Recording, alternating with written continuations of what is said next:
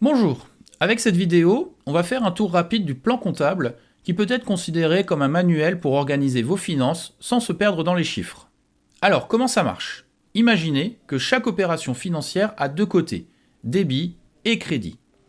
C'est comme quand vous payez un café, d'un côté votre compte diminue, c'est le crédit, et de l'autre le bar reçoit de l'argent, c'est le débit.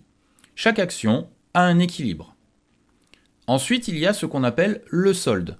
C'est simple, c'est la différence entre le débit et le crédit dans un compte. Si vous avez plus de débit que de crédit, c'est que vous avez payé plus que ce que vous avez reçu. Et là, ça pique un peu. Mais la comptabilité est affaire de point de vue. Par exemple, un patient m'a payé 100 € pour une facture. Ces 100 € sont allés sur mon compte bancaire à un moment. J'ai ce que j'ai encaissé dans la colonne débit.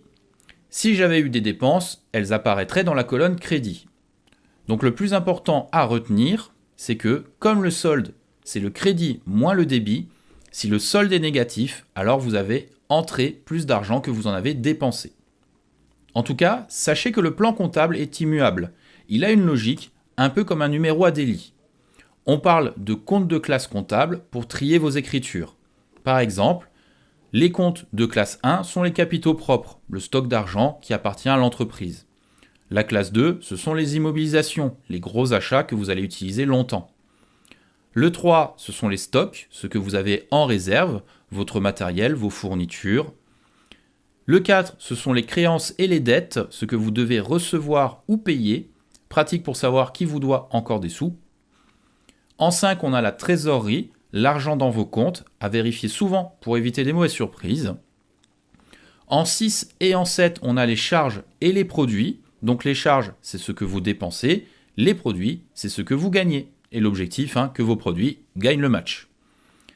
En 8, on a les comptes spéciaux. C'est un peu une zone VIP pour des opérations exceptionnelles, des choses qui ne rentreraient pas dans les autres catégories.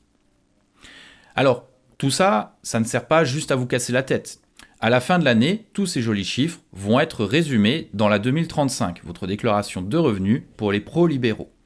L'objectif, montrer ce que vous avez gagné et dépensé pour bien payer vos impôts. Mais notez que dans la dernière colonne, il y a des lettres qui correspondent aux cases de la 2035. Et parfois, plusieurs comptes sont associés à la même case. Alors, si vous avez un doute ou que vous vous dites « mais je dois vraiment détailler chaque partie de mes taxes ?» Non, vous pouvez tout mettre dans l'un des nombreux comptes car ils sont associés à la même partie. Ici, la case BS de la 2035. Certes, ce sera moins beau, moins propre dans le suivi, mais ce ne sera pas faux.